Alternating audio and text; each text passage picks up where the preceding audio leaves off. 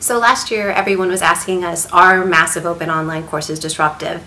And we noticed quite early on that these MOOCs were actually lacking most of the vital markers of disruption, and what we saw as more interesting was something that was flying under the radar, which is online competency-based education.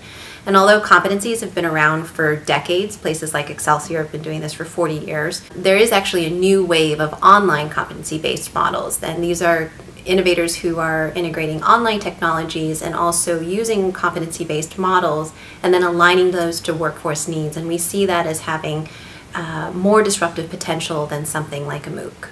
What competency-based education does is it shines a light on what is currently really a black box in higher education. Right now, when we think about a traditional degree, we actually don't know what that means in terms of student learning outcomes. We don't actually know what a student knows how to do, and that's part of the reason why there's so much of a disjunction when it comes to students leaving academia and trying to enter the workforce. Recently we had this great Gallup poll that actually showed that 96% of chief academic officers at traditional institutions believe that they are doing a great job of preparing students for the workforce.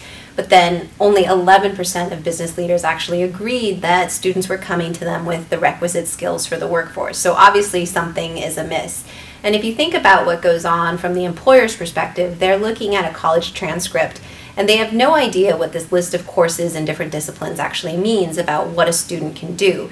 But if you think about competencies, that's really going to shine a light on specific, identifiable student learning outcomes.